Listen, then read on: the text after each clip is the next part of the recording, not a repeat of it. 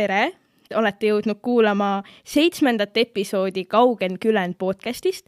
Mina olen teie tänane saatejuht Karmen ja minuga on siin täna Anna Haava nimelise palakooli direktor Aitel. Tere! Tervist! Aga mulle alati meeldib, kui meie külalised natukene alustuseks räägivad iseendast. Kes sa oled, millega sa tegeled? Alates siis käesoleva aasta õppeaasta siis algusest olen ma palakooli direktor. Aga selle kandiga siin seob mind ajalugu ikkagi natukene pikemalt. Kui nüüd väga kaugele ajalukku vaadata, siis kauged sugulased räägivad, et selle kandiga ma olen äkki Põhjasõja perioodist saadik siis seotud. Aga ma ise ei ole nii kaugele seda ajalugu uurinud. Aga minu emapoolne suguvõsa on tegelikult siit samast Haavakivi küla ja Palaküla kandist pärit. Ja ma olen ka ise siin kandis siis üles kasvanud ja samamoodi ka Anna Haava nimelise Pala põhikooli vilistlane. Väga vahva. Mulle just väga meeldib see hästi pikk suguvõsa aspekt, sest et mina kui suur suguvõsa uurija ja väga tüüp, kellele väga meeldib teada, kust ta pärit on, siis see on väga vahva. Aga kas ja milline on olnud see kokkupuude just Kodavere keelega? Ma mäletan oma lapsepõlvest ühte sugulast Haavakivi külast, kes käis meil aeg-ajalt külas. Tema nimi oli Kokatiiu ja alati, kui ta külla tuli, siis ta istus meil köögilaua taha maha ja hakkas rääkima. Mõned sõnad olid nii naljakad ja arusaamatud ja ma tõesti ei teadnud ja ei saanud aru, miks ta niimoodi räägib. See järeldus jõudis minuni ikkagi aastaid hiljem, et meil siin kandis on ikkagi täiesti oma unikaalne, originaalne murrak ja et see, mida Kokatiiu rääkis, oligi siis Kodavere keel. Et see jõudis minuni ikkagi aastaid hiljem. Aga samas, kas see jutt tundus nagu huvitav või oli ta selline, et nagu ma eeldan, et sa olid siis üpris noor, et sellise lapse jaoks, et mis tal nagu viga on või oli ta selline hästi huvitav? Või kuidas just lapsele tundub see Kodavere keel? Ma arvan, et ma olin selline 6, 7, 8 aastane, kui mu esimesed mälestused siis Kodavere keelse jutuga pärinevad. Ja ma tundsin selliste asjade vastu vägagi suurt huvi, et mis see siis nüüd on, mis siis nüüd toimub, miks ta niimoodi räägib. Ja ma saan aru, et see vist on nüüd natukene sealt tormapoolsete mõjutustega, aga et Kodavere on minu jaoks alati tegelikult originaalis kõlanud siis sõnana Kõdavere õõga. Et ma saan aru, et siin lõunapoolne Kodavere kihelkond räägib ikkagi Kodavere, aga et seal torma poole või põhja poole, siis seal tuleb õõtäht ka sisse, et Kõdavere kihelkond on see minu originaalne teadmine, aga ikka väga huvitav oli see keel ja ma arvan, et nii mõnedki sõnad jäid mulle ka külge sellest ajast, aga nüüd lihtsalt hilisem elu, mis on siis kirjakeele kontekstis olnud, siis sellega on see sõnavara kahjuks tänaseks päevaks kaotsi läinud. Ma siin vaikselt üht-teist tuletan meelde, aga ma arvan, päris Kodavere keele rääkijat minust kindlasti kunagi ei saa. Ära iial ütle iial, alati on selleks võimalus, aga ma usun, et ka sellised väiksemad aspektid on juba väga olulised, sest ma tean, mulle on külge hakanud see, et ma lähen kodu, mina ei lähe koju, mina lähen kodu ja kindlasti sõnad, mis mulle alati meelde tulevad, neil on ka mingi huvitav lugu taga, näiteks ju Kodavere keeles nisujahu on püil. Ma olen sellest mitu korda rääkinud, aga kui meie hakkasime tegema neid Kodavere retsepte, siis loed seda Kodavere keelset juttu ja oled nagu, mis asi see püil on? Minu jaoks väga arusaadav sõna. Mina ei kujutanud ette, mis asi on püil. Nagu ilmselt ma olin ka selline, ma ei tea, pool magamata või mis seal oli, aga lõpuks siis ema ütles, et no kuule Karmen, seda tean isegi mina, et see on ju nisujahu. Nojah, mis sa sinna koogitaigna sisse ikka muud paned, aga et juba need nagu paar üksikut sõna ja nendega mingi tore lugu tuleb, siis see on tegelikult juba nagu selline samastumine selle keelega. Et üks asi, mis ma tõin välja ka seal kooliaasta avaaktusel, mis minu jaoks Kodavere keele või selle kandi selline nagu eripära on. Võib-olla see ei ole ainult siin, võib-olla see mujal Eestis kusagil, ma ei oskagi öelda siis sellistes arhailisemates võib-olla nagu kultuuriga kogukondades veel säilinud on see, kuidas inimesi kutsutakse. Et et jah, ma võin ju olla passis, mul võib ju passis olla kirjas, et ma olen Aitel Käpp, aga kõik kutsuvad mind Käpa Aitel või siis nagu ma rääkisin sellest vanast sugulasest, et see oli siis Tiiu Koka, aga kõik teadsid, et on Koka Tiiu.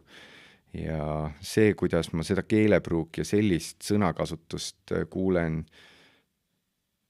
ikka väga palju, vähemalt õpetajate toas, õpilaste hulgas võib-olla vähem, aga õpetajate toas kuulen ma sellist keelepruuki väga palju. Ja minu jaoks see on midagi,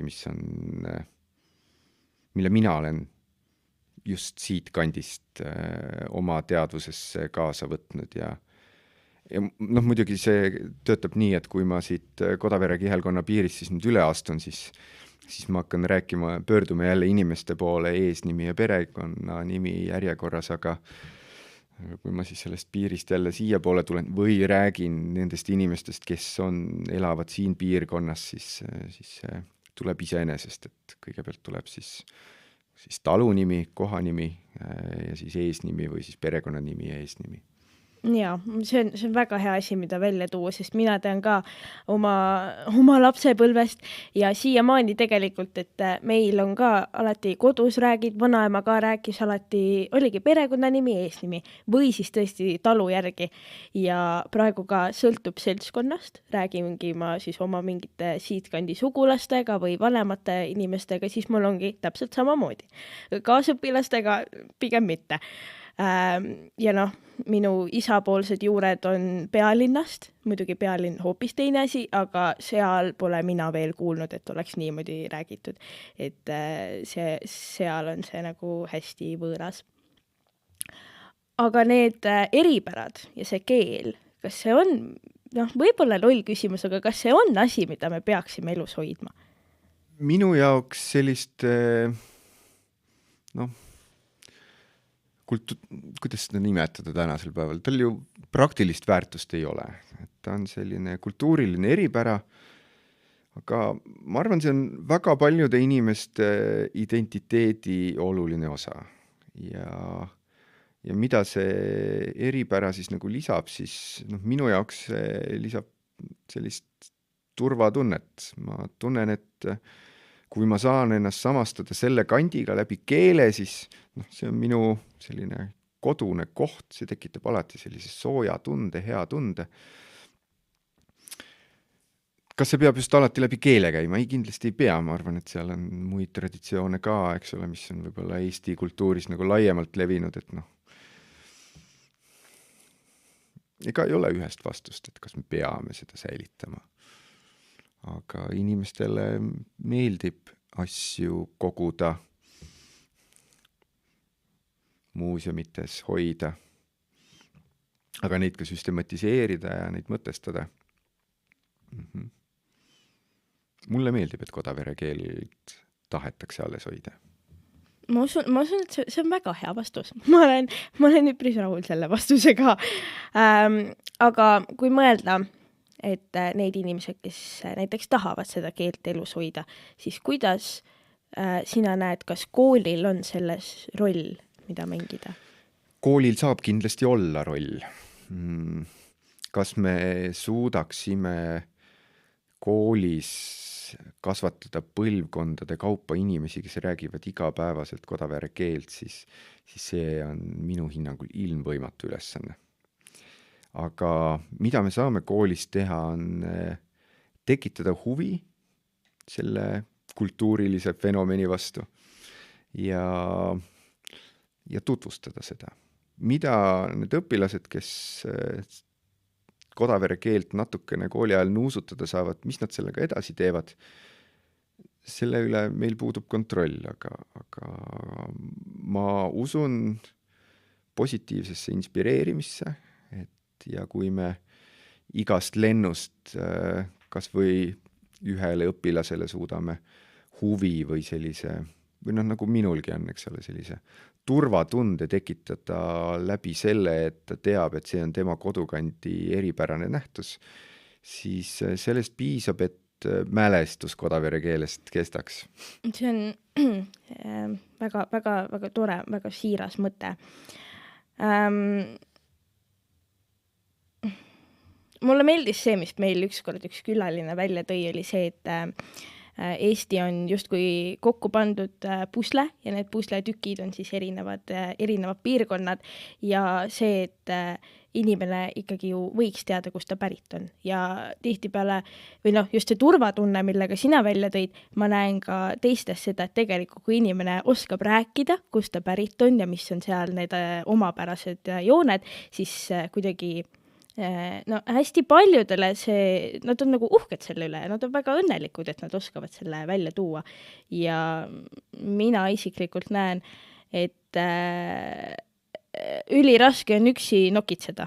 Ja kui me saame ka just seda kooli kaasata ja tõesti kas või paar tüüpi, kellele jääb midagi meelde või kes võib-olla äkki kodust ei saa kaasa seda, et see Kodavere, aga koolist natuke nuusutavad ja saavad, et appi, see tegelikult siit võib nagu midagi huvitavat leida, siis ma usun, et see on nagu väga vahva ja just see kooli kaasamine, et meil on erinevaid suundi või koostööradu, kust seda nagu, kust minna. Et ei ole see, et ma nüüd pean kõndima sinna Kodavere pärimuskeskusesse selleks, et õppida, mis asi Kodavere on, vaid ka koolis keegi mainib, et see on nagu väga vahva.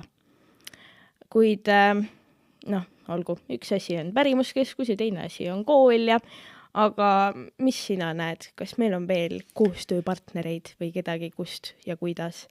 Vähemalt selle viimase Lauri Kettuneni Lauri, oleks siis siinkandis õigem vist öelda, Kettuneni Lauri reisikirjade väljaandmise kontekstis ma tooks välja veel ka Liivi muuseumi, et kes selles Kodavere kontekstis meil siin kaasa mõtleb. Aga suuresti tõesti, meil ongi pärimuskeskus, mina kooli poolt püüan lihtsalt olla võimalikult vastuvõtlik kõikidele Kodavere keele teemadele. Ahaa, meil on veel ju see Anna Haava sõprade selts, kes läbi Anna Haava loomingu samamoodi tegelikult selle kandi ka keelt ja kultuuri siis väärtustavad.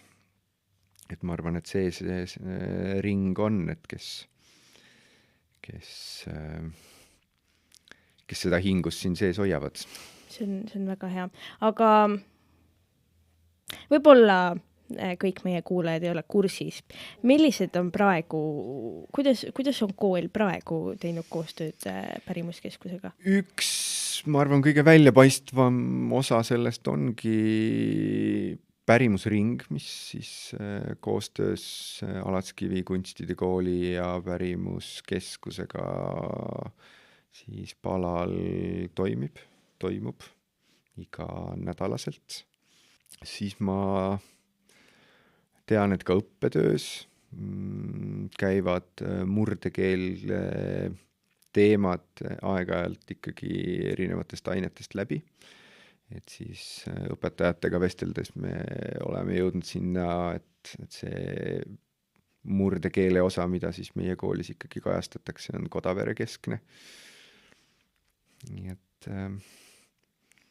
sellised kokkupuutepunktid selle Kodavere keele ja kultuuriga koolis täna suuresti on. Mõtleme nüüd, et aeg läheb nüüd edasi. Aeg seisma ei jää, on ju. Ja kui vaadata siin, ma ei tea, 10 aasta või 20 aasta või ma ei tea, ma luban sul selle ajaakna ise valida, aga vaatame tulevikku, mis sina näed, kuidas läheb meie kihelkonna kultuuril? Tulen Kettuneni Lauri juurde tagasi, et see Liivi muuseumi osalusel välja antud reisikirjade kogumik, mis nüüd hiljuti just ilmus, siis siis seal Kettuneni Lauri kirjutab umbes 100 rohkem kui 100 aastat tagasi siis oma reisikirjades nende reiside kohta, keelereisid, mis ta siis siia Kodavere kanti tegi, et see kodavere keel on praktiliselt välja surnud. Ja siis, kui me nüüd tulemegi selline 100-110 aastat edasi, siis me nendime täna sama asja, et see kool või see keel ongi siis peaaegu välja surnud, siis ma tõepoolest ei julge öelda, mis saab 20 aasta pärast või saab 50 aasta pärast. Ma võin ju hüpoteese püstitada, et ühtegi igapäevaselt selle keele rääkijat näiteks 50 aasta pärast enam ei ole. Aga senikaua, kuni on entusiastlikke inimesi, kes sellest keelest siinse kultuuri nagu identiteedi olulise osana hoolivad, siis sellise nii-öelda muuseumi eksponaadina see keel kindlasti veel eksisteerib. Et ära seda kindlasti ei unustata. See on väga realistlik vastus, ei ole selline sinisilmne läbi roosade prillide. Mida mulle meeldib mõelda, just ka selle podcastiga on see, et praegu juba, ka kui ma ju pärimuskeskuses tööl olen olnud, on see, et neid inimesi, kes praegu räägivad, suudavad rääkida igapäevaseid vestluseid või räägivadki igapäevaselt kodavere keelt, on vaevalt 2 käesõrmedel kokku lugeda. Võib-olla on 1 käesõrmedel, on ju. Ehk siis väga vähe. Ja mis mulle meeldib mõelda, et mis ma olen saavutanud, on see, et koos minuga on vähemalt 4 inimest, see meie podcasti meeskond, kes on kuidagi kaasatud, kes on kuidagi andnud oma panus, et see asi jääks püsima, sest et ju interneti nii pluss kui ka miinus on see, et kõik, mis sa sinna ükskord üles paned, see sinna ka jääb. Ja meie oleme ju teinud seda, et meil on reaalselt salvestatud vestlused nende inimestega, kes reaalselt räägivadki kodavere keelt, kes räägivadki, kuidas need asjad olid 50-60 aastat tagasi.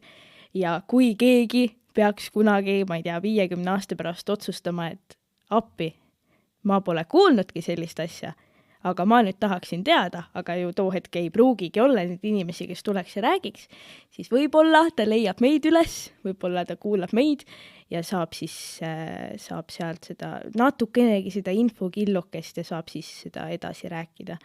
Et mulle nagu meeldib seda mõelda, et me oleme ka andnud oma panus, et see asi nagu püsiks. Kui me tuleme tagasi raamatute juurde, mulle tohutult meeldib lugeda ja sa rääkisid siin Kettunenist, siis mis sulle veel tema puhul silma paistnud on või mis sulle meelde jäänud on? Ma arvan, seda Kettuneni fenomeni ma võib-olla ei olegi osanud varasemalt selliselt tunnetada, nagu ma nüüd sealt raamatust seda teada sain, et tol hetkel tegelikult Eesti kultuur, me räägime siis 20. sajandi päris algusest, esimestest kümnenditest, et siis Eesti kultuur liikus ikkagi selles suunas, et kõik see murde temaatika on midagi vana, iganenud ja sellest tuleb lahti saada. Inimesed liikusid selles suunas. Ja mis see nagu Kettuneni fenomen minu jaoks ongi see, et ta vaatas, et on jah, siuke asi, mis hakkab ära kaduma, aga et enne kui see päris ära kaob, et paneme siis kirja, kuidas see nagu töötab või kuidas see toimib või mis asi see üldse oli. Ja see, et ta tegi nii suure siis sellise keeleteadusliku nagu kaardistuse selle murde kohta ära, et ma arvan, see on see tema väärtus. Aga üks huvitav asi, mille peale ma varem väga võib-olla siis rakenduslikust vaatest ei olnudki nagu mõelnud, on see, et Kettunen pani kirja ka suure hulga kodaverekeelseid originaalsõnu. Ma kahjuks hetkel ühtegi ei mäleta. Aga ta pani neid suure hulga kirja ja see on minu arust pagas, millega me saaksime ka kooli kontekstis midagi ägedat välja mõelda. Mis mulle Lauri Kettuneni juures huvitav tundus, oli see, et ta on soomlane, siis ta minu meelest õppis saksa keeles ja siis ta kirjutas töö kodavere murrakute kohta. Ta pani 3 asja korraga, mis on nagu väga huvitav. Aga mis need huvitavad asjad olla võiksid? Üks mõte, mis ootab lihtsalt ära tegemist meil näiteks koolis täna, on see, et kes tahaks süüa, ma ei tea, hernesuppi või tatart hakklihakastmega. Need on sellised igavad toitude Oapada. Noh, mõnda last need nimed võib-olla isegi hirmutavad. Aga üks mõte, mis meil tekkis, on see, et paneks kõikidele toitudele mingid huvitavad kodaverekeelsed nimed. Midagi sellest nimest võiks kindlasti seostuda ikka sellega ka, mis seal toidus sees on, aga paneks kõikidele koolitoitudele kodaverekeelsed nimed. Sest tuleb tunnistada, et nädala menüü on õpilaste hulgas kindlasti üks väga-väga loetud paber.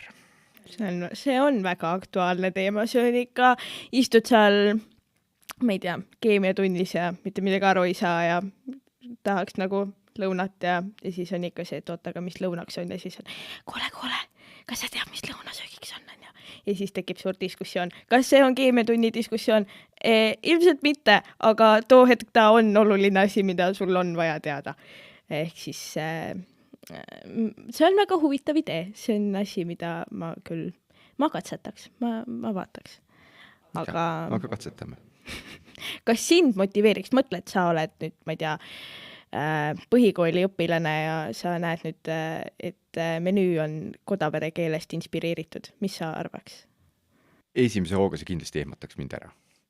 Aga minus tekitaks ka huvi. Tekitaks huvi just selle vastu, et aga mida see nimetus siis täpselt nüüd tähendab. Ma arvan, et me peame sinna ikka lisama mingid selgitused juurde, aga jah, et mina hakkaks kindlasti ise uurima.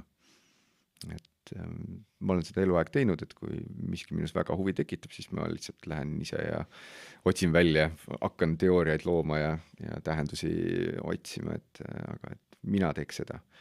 Aga kuidas enamik lapsi käitub, ma ei tea, aga ma olen valmis eksperimenteerima.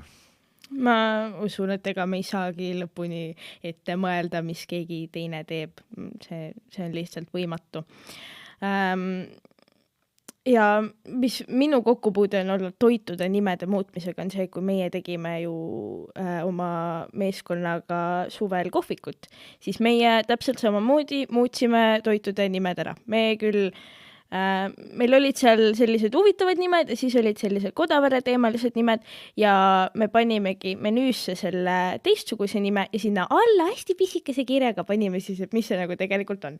Seletasime lahti. Ja mis mina kui ju klienditeenindaja seal kohvikus nägin, oli see, et inimene loeb seda nime, ka täiskasvanud inimesed on ja ta loeb seda ja siis ta hakkab mõtlema, mis asi see on ja tegelikult võib-olla ta saab aru, et see on täiesti tavaline porgandipirukas, aga siis ta on, aga sellel on selline nimi, et oota, ma proovin ära. Äkki sellel on midagi huvitavat. Ja mis võib-olla siit järeldada on see, et äkki see lastele mõjub samamoodi. Et aga äkki nüüd, kui sellel on teine nimi, siis äkki on nagu teistmoodi ka. Et see on selline hästi, hästi huvitav lähenemine on see toitude nimede muutmine. Kuidas kodavere keeles kõlab porgandipirukas? Porknapiirakas. See oli suvehitt pärimuskeskuses. Kuid sellega ma siis tõmban täna selle episoodile joone alla. Me oleme detsembrisse jõudnud, seega Aitel sulle. Ma soovin ilusat jõuluootusaega. Aitäh. Ja täpselt samamoodi ka kõigile meie kuulajatele. Ja kuulajatega me kuuleme, näeme, kohtume juba uuel aastal. Ja mina tänaseks lõpetan. Aitäh! Siin oli väga tore olla. Aitäh, et kutsusid. Suurima hea meelega. Aitäh, et tulid.